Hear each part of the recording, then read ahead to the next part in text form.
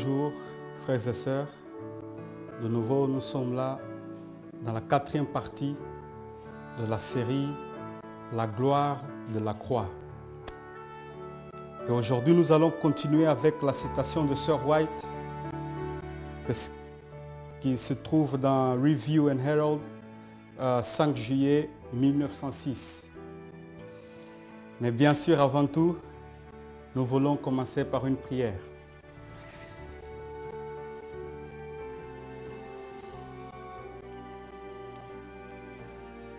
Seigneur notre Dieu, que ton nom soit glorifié, que ton esprit soit répandu sur nous. Nous te demandons, Seigneur, au temps de la pluie de la dernière saison, de l'arrière-saison, cette même pluie, Seigneur, afin que nous puissions être rafraîchis.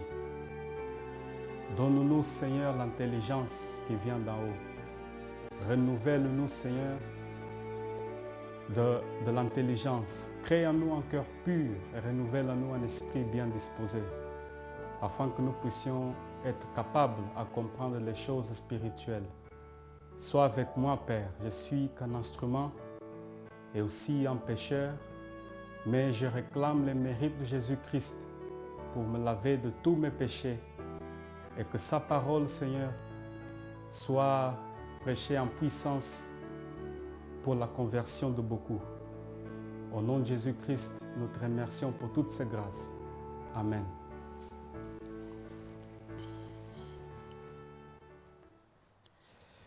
Donc, je relis la citation. La citation nous dit, Review and Herald, 5 juillet 1906. Sir White dit, « Maintenant arrivent les mots que j'ai déclarés au sujet de New York, qui sera balayé par un raz-de-marée. Ce que je n'ai jamais dit, ce que j'ai dit alors que je regardais les grands immeubles s'élevant, histoire après histoire, quelles scènes terribles auront lieu quand le Seigneur se lèvera pour secouer terriblement la terre. Alors, les paroles d'Apocalypse 18, versets 1 à 3 seront accomplies. Hier, nous avons lu jusqu'à là, mais nous allons continuer la citation. Et hier aussi, dans la traduction, j'ai manqué d'ajouter pour corriger un mot lorsqu'il dit le Seigneur, quand le Seigneur se lèvera pour secouer terriblement la terre. Hier, j'avais lu quand le Seigneur se lèvera pour effrayer la terre. En premier temps, j'avais mis pour effrayer la terre parce que c'est la même expression qu'Ésaïe utilise. Et Ellen White copie la même expression en anglais que King James en anglais, que King James. Mais aujourd'hui, juste pour que ça soit vraiment traduit à la lettre, alors je me permets de traduire à la lettre aussi. Donc, quand le Seigneur se lèvera pour secouer terriblement la terre, alors les paroles d'Apocalypse 18, 1 à 3 seront accomplies. Tout le chapitre 18 d'Apocalypse est un avertissement de ce qui arrivera sur la terre. Mais je n'ai aucune lumière en particulier concernant ce qui arrivera à New York. Seulement, je sais qu'un jour, les grands immeubles vont s'écrouler par la puissance terrible de Dieu. Par la lumière qui m'a été donnée, je sais que des destructions sont dans le monde. Un seul mot du Seigneur, une touche de sa grande puissance, et ces structures massives tomberont. Les scènes qui auront lieu seront d'une telle frayeur que nous ne pouvons imaginer. Alors, d'autres vont dire, mais cette citation ne veut pas forcément dire que c'était la prophétie concernant les tours qui sont tombées en 2001. Parce qu'ils vont utiliser d'autres citations de Sir White qui va en parler du fait que le Seigneur s'élève pour secouer terriblement la terre. Alors, par exemple, j'ai choisi 2 citations. Effectivement, Sir White a beaucoup de citations lorsqu'elle va utiliser le terme que le Seigneur se lèvera pour secouer terriblement la terre. Mais j'ai choisi 2 parce que sur la déclaration de Dieu, la chose est établie.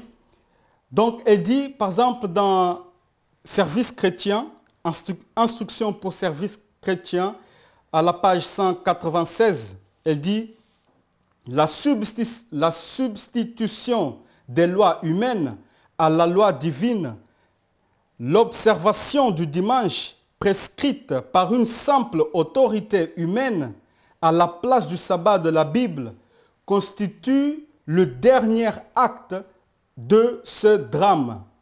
Lorsque cette substitution sera universelle, le Seigneur se révélera. Il se lèvera dans sa majesté et ébranlera puissamment la terre. Il punira les hommes à cause de leurs iniquités et la terre ne couvrira plus le sang et ne cachera plus ses maux. Je précise que ce n'est pas moi qui ai traduit cette citation, mais l'auteur de la traduction de cette citation, en fait, n'a pas traduit à la lettre, en fait, la citation de Sir White. Parce que lorsqu'il dit, elle dit, le Seigneur se révélera, il se lèvera dans sa majesté et ébranlera puissamment la terre. Sir White utilise cette même expression qu'elle a utilisée dans Review and Herald, 5 juillet. Lorsqu'il dit, le Seigneur se lèvera pour secouer terriblement la terre. La même expression qu'elle utilise là et ici, c'est la même expression que Ésaïe utilise pour annoncer le jugement contre les autres tours. Donc, mais ici, dans cette citation, Sir White met cet événement-là, où le fait que le Seigneur se lève, elle met ça après la loi du dimanche. Lorsqu'elle parle que de la substitution de la loi divine à l'observation du dimanche, elle dit que lorsque cela aura lieu, ça va constituer le dernier acte de ce drame. Lorsque cette substitution sera universelle, elle dit, le Seigneur se lèvera pour secouer terriblement la terre. Donc, les gens vont dire, mais voyez-vous, la citation, lorsqu'il dit que Apocalypse 18, 1 et 3 sera accompli lorsque le Seigneur se lèvera pour effrayer terriblement la terre, ils vont dire, mais ça c'est après la loi du dimanche. Et vu que 11 septembre 2001, c'est avant la loi du dimanche, donc cette citation ne peut pas appuyer le fait que l'ange d'Apocalypse 18, verset 1 est descendu. Ça, c'est une remarque que les gens font. Alors, je dirais que partiellement, à juste titre, les gens utilisent cette citation, par exemple, pour argumenter que le Seigneur se lèvera pour secouer terriblement la terre après la loi du dimanche. Partiellement, je suis d'accord. Mais nous allons continuer pour voir quelque chose de remarquable. Une autre citation dans Événements des derniers jours, page 25. Sir White dit, la tempête approche et nous devons nous préparer à affronter la violence par une attitude de repentance envers Dieu et de foi en notre Seigneur Jésus-Christ. Le Seigneur va se lever pour secouer terriblement la terre. Et plus loin, non, et continue. Donc le Seigneur va se lever pour secouer terriblement la terre. Nous verrons des troubles se lever un peu partout. Des milliers de navires s'enfonceront dans les profondeurs de la mer. Ce sont des flottes entières de navires de guerre qui seront envoyés par le fond et des vies humaines seront sacrifiées par millions. Des incendies inattendus se déclareront qu'aucun effort humain ne sera capable de contrôler. Les palais de la terre seront balayés par la furie des flammes. Les accidents ferroviaires deviendront de plus en plus fréquents. La confusion, la collision et l'accident mortel et les accidents mortels surviendront à l'improviste sur les grandes voies de communication. La fin est proche. Le temps d'épreuve arrive à son terme. Nous, cherchons Dieu tandis qu'on peut encore le trouver. Appelons-le tandis qu'il est proche. Donc, elle dit, le Seigneur va se lever pour secouer terriblement la terre. Elle dit que la fin est proche. Le temps d'épreuve arrive à son terme.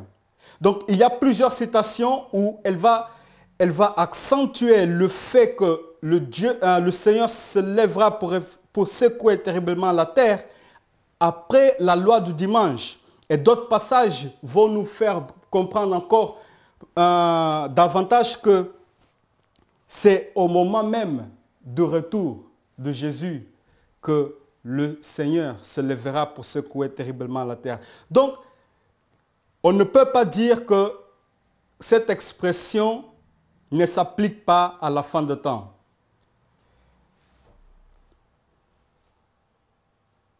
Nous reconnaissons ça. Mais lisez avec moi alors. Bon, j'aimerais que nous nous focalisons sur un principe. Parce que le verset suivant, il y a quelque chose que j'aimerais partager par rapport à un verset dans Actes, qu'il faut d'abord établir ce principe en fait. Le principe c'est que lorsque Dieu répète une chose deux fois, la chose est établie. Mais aussi, lorsque Dieu répète une chose deux fois, ça veut dire que Dieu répétera l'histoire. Babylone, Apocalypse 14, verset 8. Babylone est tombée, elle est tombée, Babylone la grande. Babylone est tombée, elle est tombée.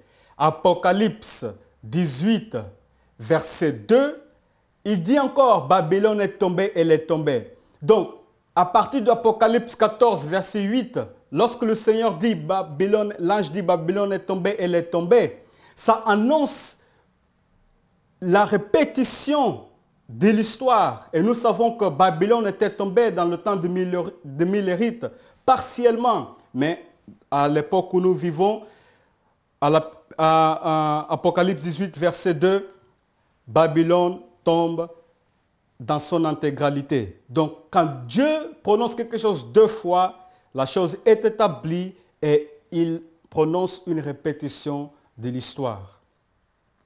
Quand on voit dans Genèse 19, verset 1, la Bible dit que les deux anges arrivèrent à Sodome sur le soir et Lot était assis à la porte de Sodome. Quand Lot le vit, il se leva pour aller au-devant d'eux et se prosternant la face contre elle. Il y avait deux anges lorsque Sodome allait être brûlée. Mais quand nous lisons le verset 12, Genèse 19, 12, il dit, donc les deux anges, donc les hommes dirent à Lot, qui as-tu encore ici, gendre, fils et fille, et tout ce qui t'appartient dans la ville, fais-le sortir de ce lieu, car nous allons détruire ce lieu parce que le cri contre les habitants est grand devant l'Éternel. L'Éternel nous a envoyés pour le détruire. Donc deux anges viennent chercher l'eau de cette ville-là. Et les anges disent que parce que le cri contre les habitants est grand devant l'Éternel. Et c'est pour ça que l'Éternel va détruire. Mais regardons ce que Sir White dit en commentant cette histoire. Patriarche et prophète 144. 144. Alors, le tableau de la corruption et de l'apostasie qui existeront dans le monde religieux aux derniers jours nous a donné dans la vision de l'Apocalypse sur le jugement de Babylone. Là, la grande ville qui règne sur les rois de la terre. Apocalypse 17, verset 18. Voici l'appel qui retentit du haut du ciel avant sa destruction. Sortez de Babylone, ô mon peuple, de peur qu'on participe à ses péchés. Vous n'ayez aussi part à ses plaies. Apocalypse 17, verset 18. Comme au jour de Noé et de l'eau, la séparation avec le péché et les pécheurs devra être rapide. Radical, devra être radical. Donc, aimer l'histoire de l'eau en parallèle avec l'histoire, ou plutôt les événements autour de Sodome, en parallèle les événements autour de Babylone. Sodome était jugé, Babylone sera jugée. Les plaies tomberont, comme au jour de Noé et l'eau. Donc, deux anges, Babylone elle est tombée. Tout ça montre la répétition de l'histoire. Maintenant, je vous invite à prendre Acte 1, verset 9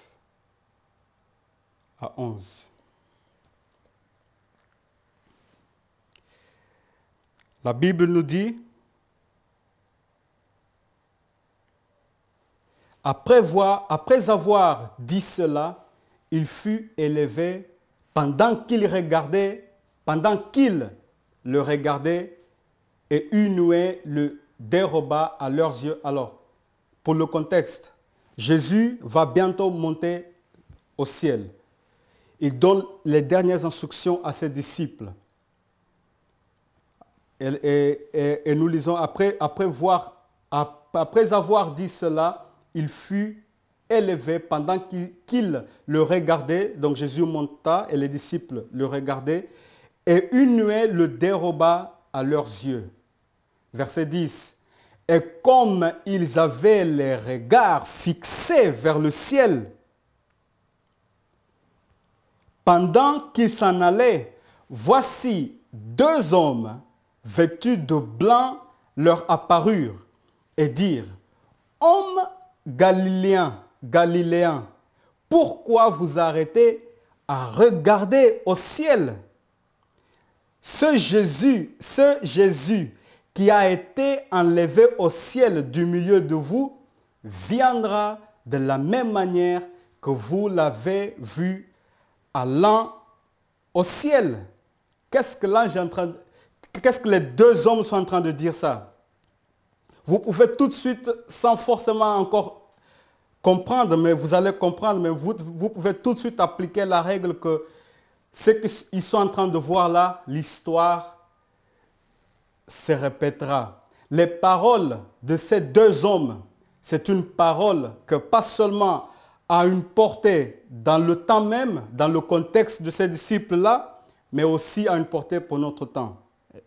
Nous allons regarder plus en profondeur. Les disciples regardent Jésus et comme ils avaient les regards fixés vers le ciel pendant que Jésus s'en allait, les deux hommes vêtus de blanc leur apparurent et dirent, « Hommes galiléens, pourquoi arrêtez-vous à regarder au ciel? C'est Jésus qui a été au ciel au milieu de vous, viendra de la même manière. Mais viendra de la même manière que vous l'avez vu allant au ciel. Mais nous avons établi que quand Jésus reviendra, il secouera terriblement la terre. Nous avons compris que lorsque le Seigneur se lève pour secouer terriblement la terre, c'est la fin du monde, c'est le jugement exécutif. Mais ici l'ange dit, alors suivez bien, ici l'ange dit, ce Jésus qui a été enlevé au ciel du milieu de vous, viendra de la même manière. Mais quand le Seigneur viendra de la même manière, mais quand le Seigneur viendra plutôt, il y aura des tremblements de terre. Le méchant criera aux montagnes tomber sur nous. Mais aussi, les tours s'écrouleront. Dieu se lèvera pour secouer terriblement la terre. Mais notez que, puisque le fait qu'il regardait Jésus monter et les deux hommes ont dit que cet même événement se reproduira, les deux hommes veulent faire comprendre aux disciples que ils doivent regarder pas seulement ceux qui sont en train d'observer là, mais ils doivent regarder aussi à la fin de temps par la foi. Donc, en fait, le fait que Jésus montait devant leurs yeux, c'est comme s'ils voyaient le retour du Christ. C'est ce que les deux hommes sont en train de dire. Les disciples, à leur époque, ont vu Jésus-Christ descendre prophétiquement par un événement bien précis. Et les disciples, à leur époque, pas seulement ils ont vu Jésus-Christ descendre prophétiquement, ils ont vu le jugement de Babylone. Ils ont vu le Seigneur se lever pour secouer terriblement la terre. Voilà, j'espère que nous avons établi une chose très importante. Le fait, et nous allons voir que pas seulement les deux anges ont dit cela dans le sous-entendu ou voilà prophétiquement, mais les deux anges sont en accord avec Ésaïe, avec Jésus-Christ et avec Ellen White dans sa citation. Parce qu'en gros, les deux anges disent, de même que vous voyez Jésus monter, de la même façon, il viendra pour secouer terriblement la terre. Mais regardons maintenant de plus près où l'expression secouer terriblement la terre vient. Nous avons vu déjà hier que c'était de Ésaïe. Ésaïe 2, versets 19 et 21. On entrera dans les cavernes des rochers et dans les profondeurs de la poussière pour éviter la terreur de l'Éternel et l'éclat de sa majesté. Nous avons vu que c'est la gloire et l'éclat de sa gloire. Quand il se lèvera pour effrayer, second dit effrayer la terre, mais King James dit pour secouer terriblement la terre. Verset 21. Et ils entreront dans les fentes des rochers et dans les cieux des pierres, dans le creux des pierres, pour éviter la terreur de l'Éternel et l'éclat de sa majesté, quand il se lèvera pour secouer terriblement la terre. Pourquoi pensez-vous que Ésaïe, Dieu, prononce deux fois qu'il se lèvera pour secouer terriblement la terre? Parce qu'il y a deux applications. Parce qu'il y a deux applications, l'histoire se répète. Nous allons voir. De même qu'à l'époque des disciples, au moment que Jésus-Christ était enlevé au ciel, et que les deux hommes ont fait remarquer que ceux qui contemplaient, ils étaient en train de contempler aussi le retour du Christ. Regardons Ésaïe. Ésaïe fait la même chose. Ésaïe fait la même chose. Mais il faut déjà comprendre que l'un n'empêche pas l'autre, ou l'un n'efface pas l'autre. Le fait que le Seigneur se lèvera pour secouer terriblement la terre, le fait que c'est dans l'avenir, ça n'efface pas que c'est aussi une prophétie de vérité présente. Ou c'est-à-dire, ça ne veut pas dire que ce n'est pas un événement présent de ce qu'il est en train de dire. Déjà, nous avons vu dans l'acte que ça correspond à deux événements, quand les disciples regardaient et au retour du Christ. Dans Ésaïe, nous voyons aussi que ces deux événements, pour le temps d'Ésaïe, et l'autre pour la fin de temps. Parce que regarde bien, regardez bien Ésaïe 2. Alors, nous sommes dans Ésaïe 2, nous allons voir le contexte d'Ésaïe 2, verset 1. Prophétie d'Ésaïe, fils d'Amos, sur la fin du monde. Est-ce que c'est ça que le verset dit? Non, la Bible dit sur Juda et Jérusalem. Commencez à comprendre parce que la prophétie de secouement terrible de la terre concerne Juda et Jérusalem, concerne pas le monde. Mais si vous êtes établi dans la façon dont Dieu manifeste sa vérité dans la parole, vous comprenez tout de suite que c'est à la fois Juda et Jérusalem et c'est à la fois pour le monde qui se lèvera. Mais continuons. Donc, prophétie sur Juda et Jérusalem. Verset 2. Il arrivera dans les suites des temps.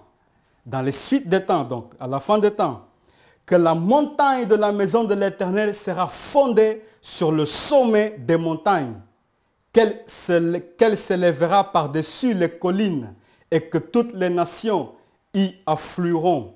Nous savons que l'Église passera d'église militante à l'Église triomphante. Et ça concerne bien à la fin de temps le reste de la postérité de la femme. Alors, continuons. Verset 5. Sautons au verset 5. Maison de Jacob. Maison de Jacob.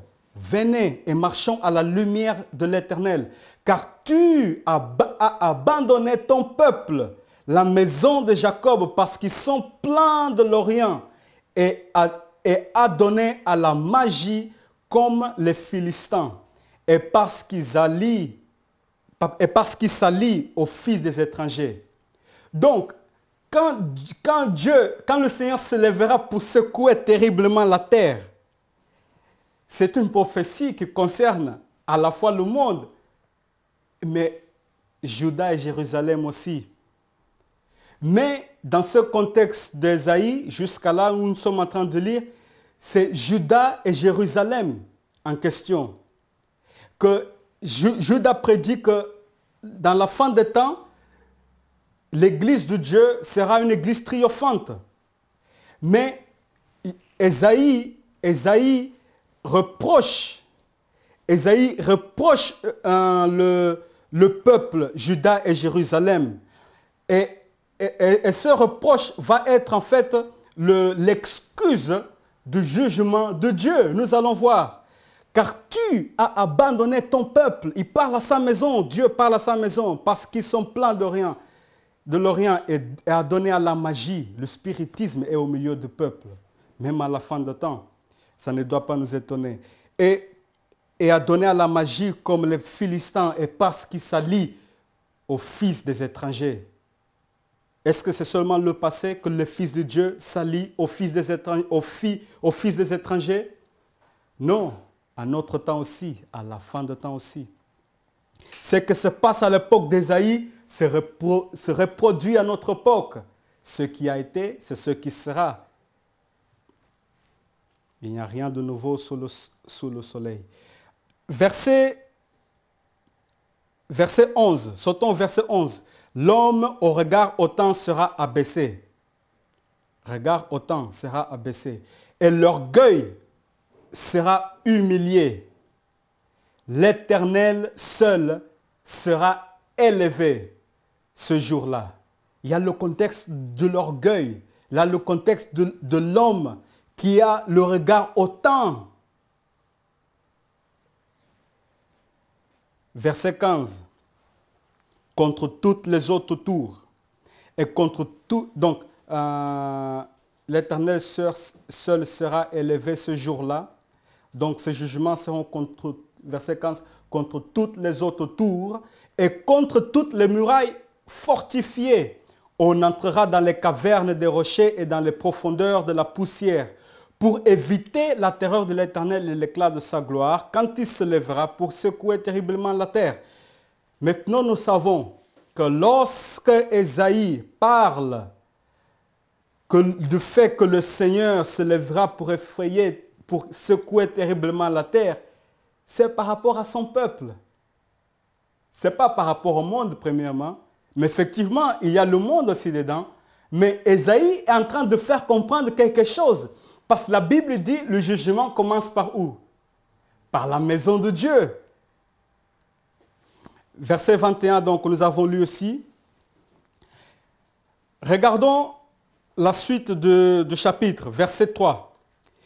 Ésaïe dit, dans le temps à venir, l'Église passera de l'Église militante à l'Église triomphante.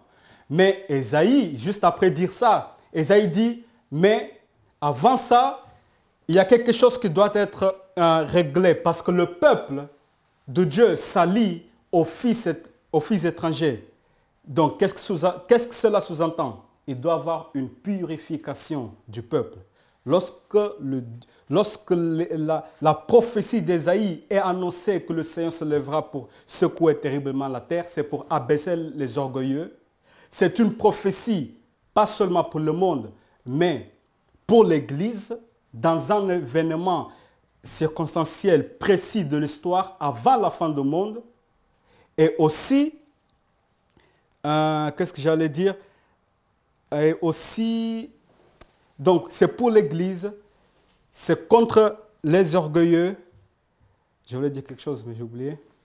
C'est pas grave, ça va venir. Voilà, et c'est pour purifier, et c'est une prophétie qui concerne un temps dans l'histoire où Dieu va purifier son peuple. Mais on comprend que la purification est bien avant que Jésus revienne. Donc il faut comprendre que le sens de cette prophétie est spirituel et littéral en même temps. Il faut juste savoir placer les événements. Ésaïe 3, verset 1. Le Seigneur, l'Éternel des armées, va ôter de Jérusalem et de Juda tout appui et toute ressource de pain et toute ressource d'eau. Qu'est-ce que cela sous-entend? Quand est-ce que notre appui de toute ressource ou toute ressource humaine nous sera ôté? À la loi du dimanche. Donc, on voit encore que le Seigneur se lève pour secouer terriblement la terre à la fin de temps, après la loi du dimanche. Verset 8, Ésaïe 3, 8. Jérusalem chancelle et Juda s'écroule, parce que leurs paroles et leurs œuvres sont contre l'Éternel, bravant les regards de sa majesté. King James, bravant les regards de sa gloire. Donc, l'Église sera bientôt, enfin, dans l'avenir, elle sera purifiée, mais il y a l'Église, dans l'époque d'Ésaïe, dans le moment précis où il est en train d'écrire, l'Église est souillée. Ou au moins dans le contexte des versets que nous sommes en train de lire. L'Église est souillée. D'accord? Et Ésaïe dit que l'Église brave les regards de la gloire de Dieu. C'est pour ça qu'il se lève pour secouer terriblement la terre. Mon peuple, verset 12. Non, prenons le... Non, verset 12. Verset 12. Mon peuple a pour oppresseurs des enfants et des femmes dominent sur eux. Attendez, verset 9, je trouve quand même important. Alors, si nous lisons Ésaïe 3, verset 9, la Bible nous dit, c'est pour montrer un aspect en fait de cette histoire.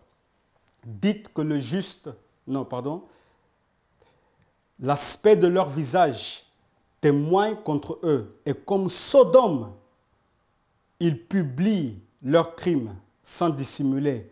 Malheur à leurs âmes. Ils se préparent des mots. Alors, attendez, il y a quelque chose. Je ne sais pas si c'est le bon verset. Non, c'est bon. Passons quand même au 12. Ce n'est pas la chose que je vous voulez. Mais verset 12 dit, « Mon peuple a pour des oppresseurs des enfants, et des femmes dominent sur lui. » Aussi, contexte de purification, contexte de jugement, d'accord? Et dans ce jugement, Dieu ici entre dans un endroit bien privé. Dieu, lorsqu'il nous montre l'événement où on contemple Jésus, l'événement devant nos yeux, où on contemple Jésus descendre du ciel pour secouer terriblement la terre, il parle de sa gloire, que l'Église brave de sa gloire, mais ça parle aussi avant la destruction du monde, parce que ce qui va devoir prévaloir, c'est l'Église triomphante, pas la destruction de Juda et Jérusalem. On est bien qu'à la fin, l'Église sera triomphante. On sait bien qu'à la fin, l'Église sera triomphante.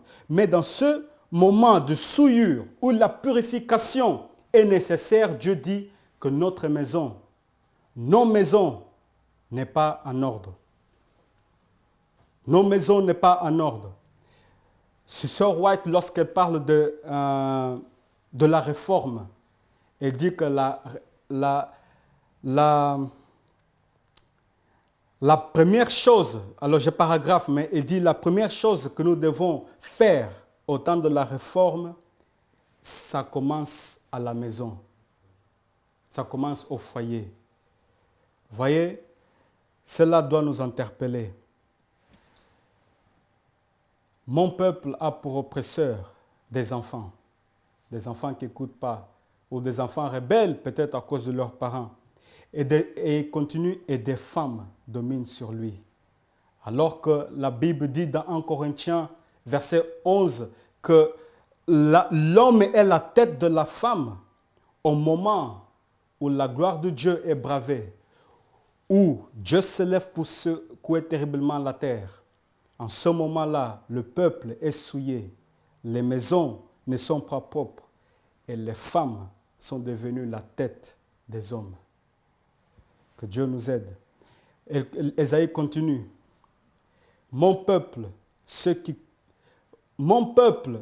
te conduisent t'égarent et ils corrompent la voie dans laquelle tu marches. Verset 13. L'Éternel se prépare pour plaider. Il y a beaucoup de choses dans ce mot plaider. La plaidoirie. Lorsque Jésus plaide, il dit mon sang. Et lorsqu'il dit mon sang, le Père se rappelle de son sacrifice à la croix. Le sacrifice à la croix, c'est maintenant le jugement pour le monde. C'est l'heure du jugement. Dieu plaide. Il y a une œuvre à faire à la maison. Mais continuons. Verset 13, il continue. Il est debout pour juger les peuples. Voilà, le jugement est bien précisé là-bas. L'Éternel entre en jugement. Ah, quel peuple? L'Éternel, verset 14. L'Éternel entre en jugement avec les anciens de son peuple. Il prophétie contre Juda et Israël. L'Église sera triomphante, mais pour l'instant, elle est souillée. Donc Dieu va devoir se lever pour secouer terriblement la terre. C'est le temps de jugement, temps de réforme dans les foyers. Et au même temps, temps de la purification de l'Église. Vous voyez, ce n'est pas forcément et seulement la fin du monde. C'est le temps de la purification de l'Église quand le Seigneur se lève pour secouer terriblement la terre. Continuons.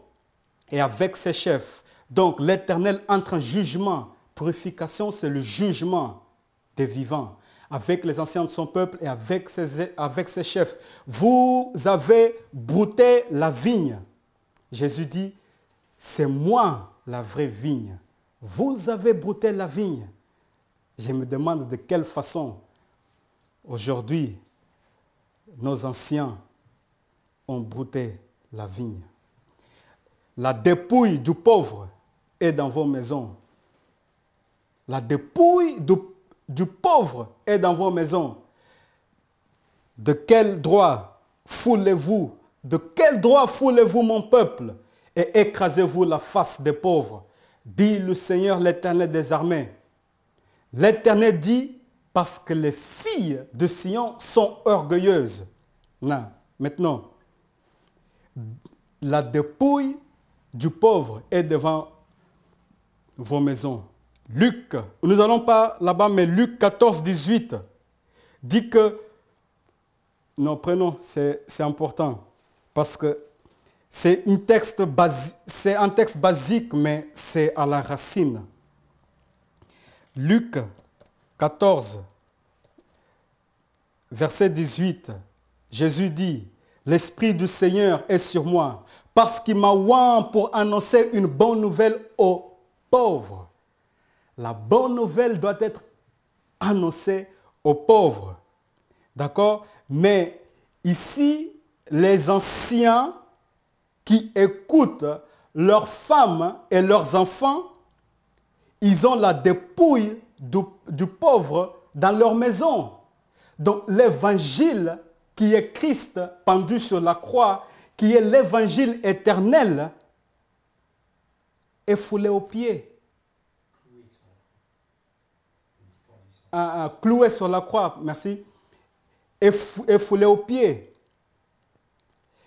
Alors, verset 15, de quel droit foulez-vous mon peuple et écrasez-vous la face des pauvres? L'évangile est pour annoncer aux pauvres, mais c'est le serpent qui écrase le talon de la postérité de la femme. Genèse 3,15. Donc ici, on voit que dans le temps où le peuple doit être purifié, dans le temps où Dieu se lève pour secouer terriblement la terre, dans le temps où Dieu entre en jugement avec son peuple, l'évangile éternel est foulé aux pieds. On a mis les choses en envers. Et tout ça, toujours, parce que c'est les femmes qui dominent. Verset 16, les filles de Sion sont orgueilleuses. Les filles de Sion sont orgueilleuses.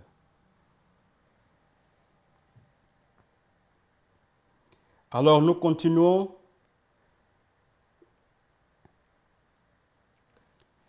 Donc jusqu'à là, nous avons vu, en fait, nous pouvons continuer verset 3. Chapitre 3. Parce que chapitre 3, juste pour lire quelques extraits, nous n'allons pas lire beaucoup. Mais voyez, chapitre 3 parle de la purification afin de devenir l'église triomphante. Il parle de la purification de l'église. En ce jour-là, verset 18, le Seigneur ôtera les boucles qui servent d'ornement à leurs pieds et les filets et les croissants, les pendants d'oreilles, les bracelets, les voiles, les diadèmes, les chaînettes des pieds et les ceintures, les boîtes de ceinture et les allumettes. Donc, tout ça pour montrer que Dieu enlèvera. D'accord? Verset 17 dit, le Seigneur rendra chauve le sommet de la tête des filles de Sion. L'Éternel découvrira leur nudité. L'Éternel va exercer un jugement pour découvrir la nudité de l'orgueilleuse. Et quand on voit dans le chapitre 4, on voit bien qu'il y a un reste. En ce temps-là, verset 2, la germe, 4 verset 2, la germe de l'Éternel aura de la magnificence et de la gloire. Et le fruit du pays aura de l'éclat et de la beauté pour les réchappés d'Israël. Ésaïe, le contexte d'Ésaïe 2, verset 19 et verset 21, c'est pour avoir un réchappé d'Israël.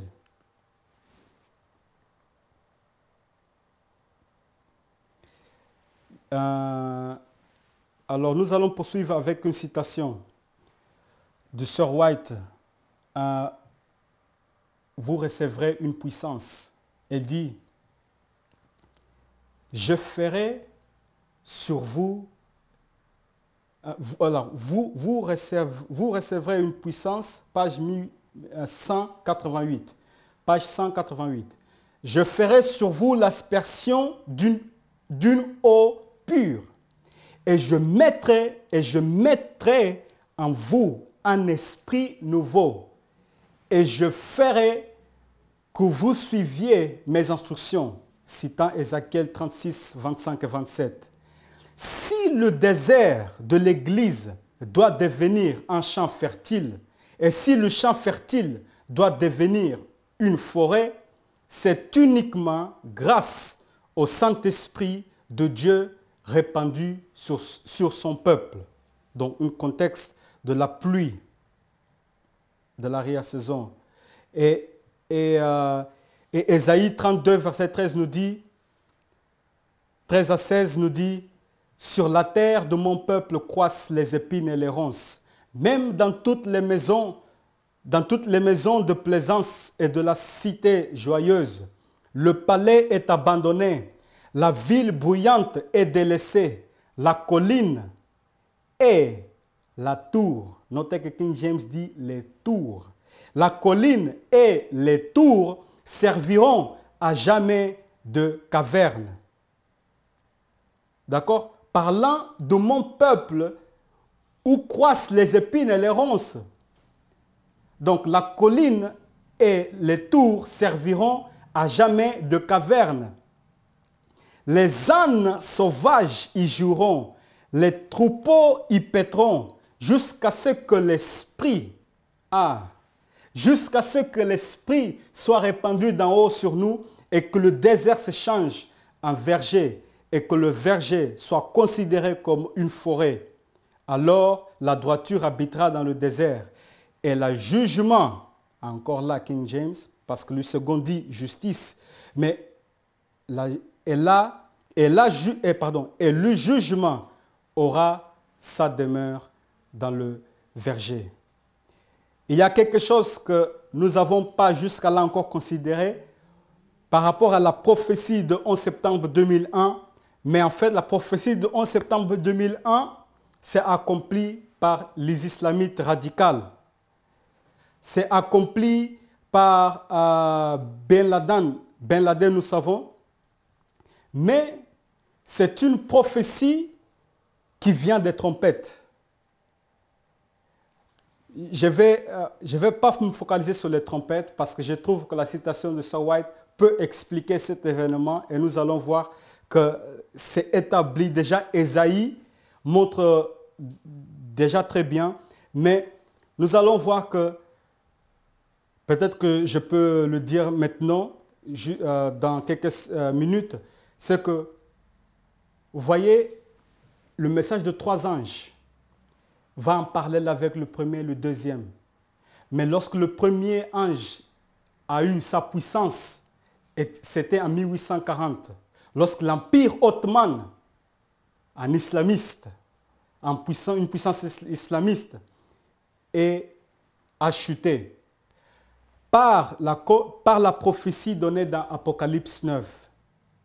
Ça veut dire que lorsque l'ange descend dans l'Apocalypse 10 avec le petit livre ouvert, et cet ange a rayonné de gloire, rayonné de puissance, le peuple adventiste avait une puissance pour proclamer l'évangile à cause de la prophétie qui concernait l'âne sauvage. Parce que Genèse 16, verset 12, nous dit que Ishmaël sera comme une âne sauvage. D'accord? Otman, âne sauvage. La prophétie concernant l'âne sauvage a lieu. La gloire de l'Éternel descend. Le peuple reçoit une puissance. C'est le deuxième malheur. À notre époque, sur la déclaration de 2 et 3, la chose est établie. Premier malheur, des deuxièmes malheurs font l'histoire du troisième malheur. Islam en 2001 aussi,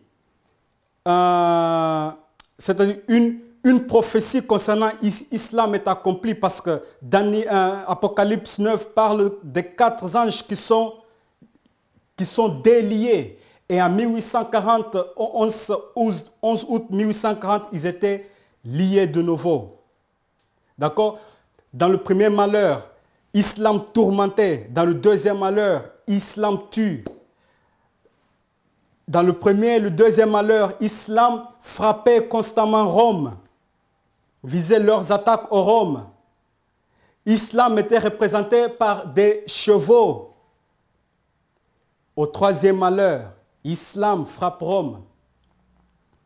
La structure économique de Rome, à la loi de dimanche, les deux tours, World Trade Center.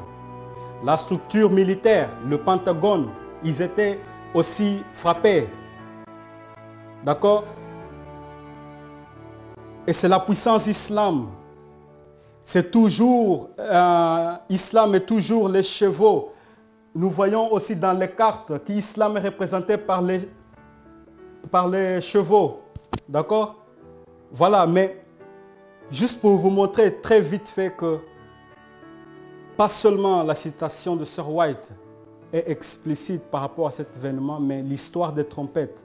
Nous avons dans les sites internet que beaucoup d'entre nous connaissent, comme le Grand Cri, le Petit Livre Ouvert, ou même mon site, lepetitslivre.org, nous avons des documents ou des études concernant le rôle d'islam dans la prophétie biblique. Vous pouvez les consulter, les 7 trompettes.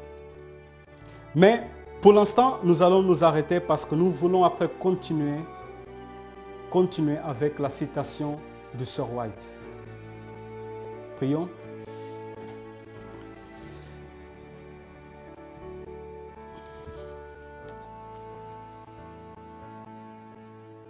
Seigneur notre Dieu, notre Père,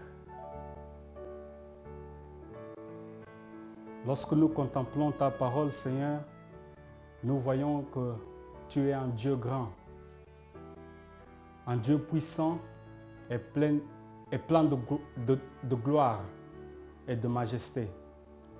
Nous sommes petits, Seigneur, devant toi et devant la révélation de ta parole. Seigneur notre Dieu, nous comprenons que nous vivons dans un moment de purification où tu entres en jugement avec les anciens de ton peuple. Oh notre Dieu, donne-nous à discerner que lorsque tu te lèves pour secouer terriblement la terre, c'est d'abord la terre où croissent les épines et les ronces, la terre du cœur de ton peuple. Et cela doit être d'abord purifié, Seigneur. Aide-nous à comprendre ces choses. Purifie nos cœurs en ce moment. Au nom de Jésus-Christ. Amen.